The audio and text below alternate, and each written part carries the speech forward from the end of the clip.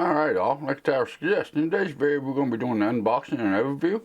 We have the GIGABYTE B550 AORUS Pro motherboard. I did get a renewed one over top of the buying a new one.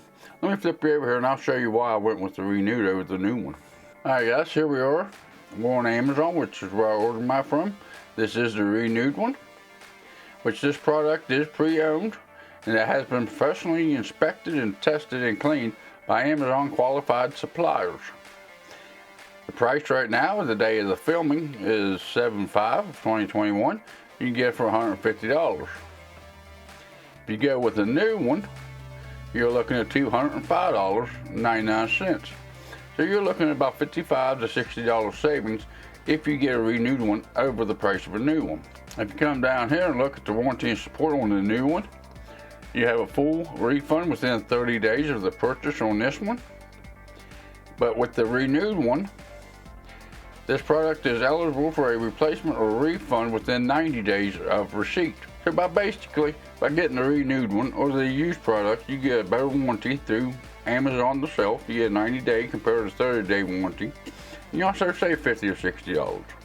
And yes, I know not everybody likes the idea of a used product, but if you're going to go out on the used market and try to buy one, if you go to eBay and buy one, you ain't going to have that 90-day warranty. So if you're going to go this route to save some money, that way you have that extra $50 or $60 into something else in your system that could get you better performance, this is a pretty good option. Let's flip you over here. We will take this thing out of the box and I'll show you the main connectors on it and see if it may fit your next needs for your next rising build. And here we go with the unboxing of this motherboard.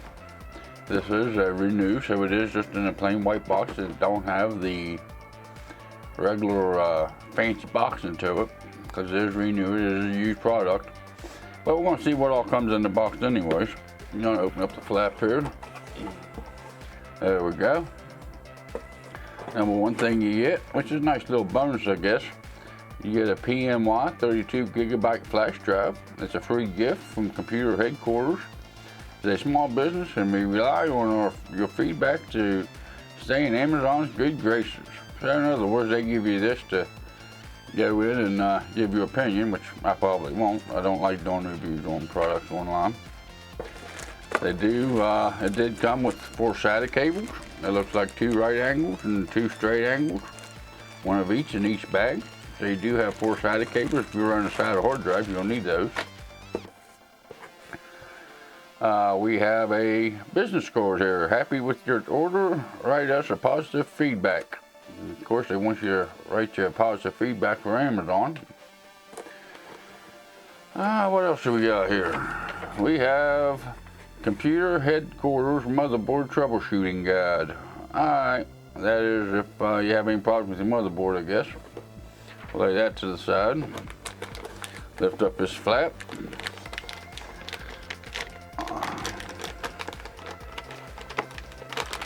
Figure out how to get this thing up out of the box here. And there's the motherboard itself in the anti-static bag. You look inside the box, it is empty. We'll throw that to the side. We ain't gonna need that. Okay. Let's take it out of the anti-static bag here. And we will throw the bag to the side as well. The socket is an AM4 socket. It supports Ryzen 5000 series, 3rd gen AMD Ryzen processors, 3rd gen AMD Ryzen processors with graphical processors. Supports for the Ryzen 5000 series with a BIOS update. Refer to Gigabyte's website for a CPU supported list. The chipset down here, of course, is a B550. As far as the RAM slots, you do have 4 RAM slots here. You got 4 slots and they're all 288 pin, which is DDR4 memory. They do support up to 3rd gen AMD Ryzen processor. It supports up to 5200 OC RAM. If you have the new generation AMD Ryzen with Radeon graphics processor, it supports up to DDR4 with the 5400 OC. That's something to keep in mind if you're running a processor with integrated graphics or the 5000 series with integrated graphics. It does support a little bit higher speed RAMs out of it. It does support up to 128 gigs within the 4 slots here, and it is a dual channel. Okay, right down here is your Pci Express Slots. There's one. There's 2, there's 3, and then all the times 16 slots. The very top one here with the little support on it, the little gray extra support on it, which makes it nice for your graphics card. That's usually the way you put your graphics card or your GPU in that. It does have support for PCI Express 4x16 mode, which goes for your graphics card and this top M.2 slot. The other 2 down here, along with the M.2 down here, and these 2 bottom slots here, they only support up to 3.0 times 4 mod. So it is a B550 chipset. That's one of the trade-offs for a B550 from an X57. You only have the 2 lanes up here that supports the times 4 slot. These other ones down here is the times 3 slot. And you also have 2 of the little ones down here, which is the 2 PCI Express times 1 slot, which they also do the times 3 speeds. Okay, and over here they are right angled. So we'll flip it up here, see if I can get you an angle with these. Right there, you do have 6 of the SATA ports on this motherboard. That's for your standard hard drives or your 2.5-inch SATA drives. You got 6 of those. It's all right angled, which is kind of nice. You can put them in RAID. You can RAID 0, 1, or 10 if you want to run RAID on this. If you want to run RAID on these or on your SATA ports, either one. Onboard graphics, if you have an APU and you want to run onboard graphics, you have 1 single port in the back for that, which is right there.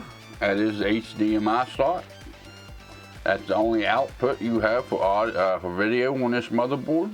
It will do 4096 by 2160 at 60 Hz, so that will do a 4K output for you. Support HDMI 2.1 version, HDCP 2.3 or HDR.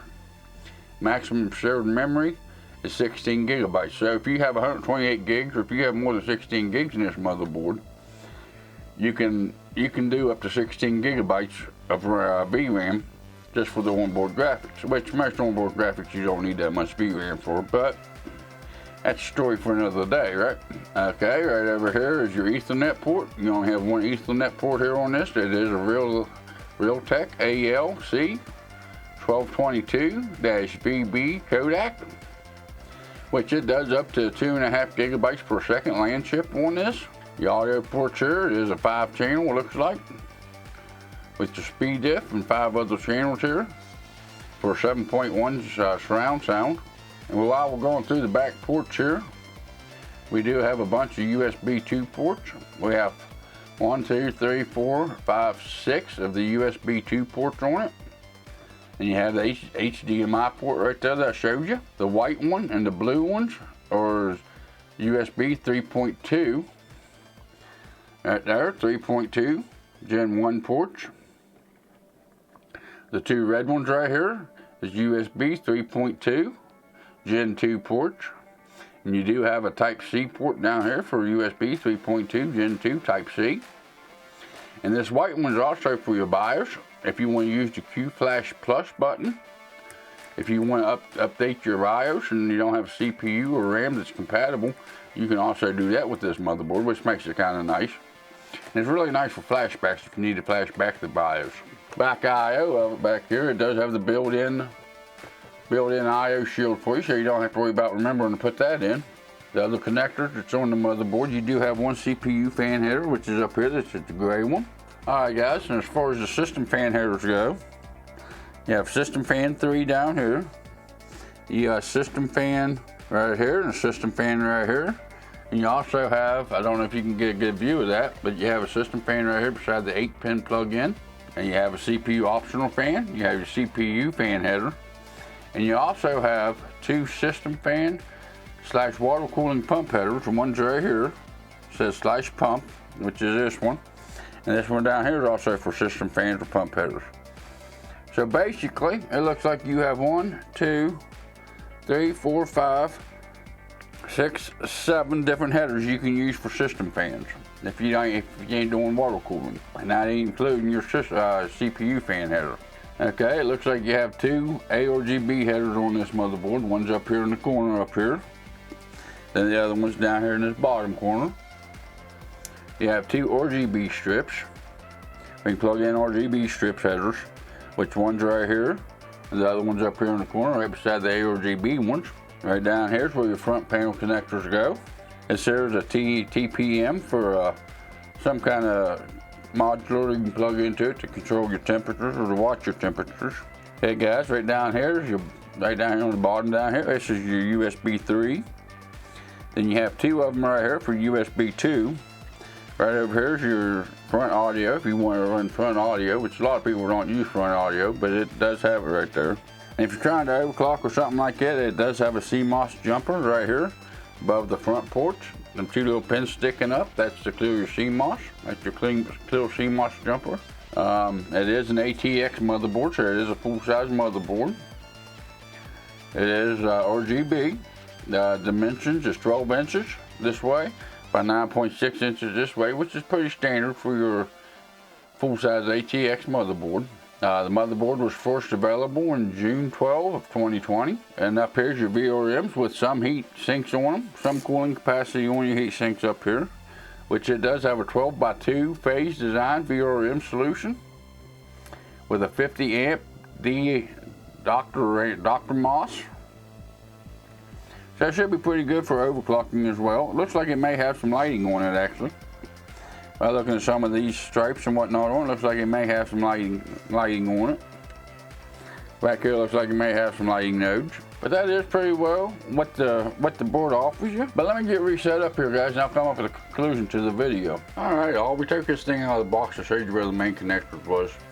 This thing seems to be a pretty good motherboard. It's got pretty good VRM support on it for overclocking if you're into the overclocking scene. You have plenty of fan headers and ARGB and RGB headers on it. You got two of each of the ARGB and two RGB headers. You got, like I showed you in the video, you got up to 6 or 7 system fans, not including your CPU fan. So you have plenty of headers on there for your fans that you need. You can always split off from those if you need to and add an extra 2 fans and get 2 or 3 fans running off each one if you need to. You got plenty of USB support in the back of the motherboard if you need that, if that's important to you.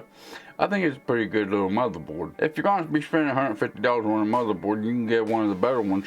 Why not do it? And that's why I went with the renewed one. If you like this kind of content, go down and give me a like. If not, give me a dislike button. There's also a comment section below. I go through them every weekend here Saturday morning, 11 o'clock Eastern Standard Time on my live show. If you really like this kind of content, maybe hit that subscribe button, turn on the notification bell. That way you're notified next time I put out a video. I go live here on YouTube. Also, if you're interested, there is links in the description below for Instagram and Twitter.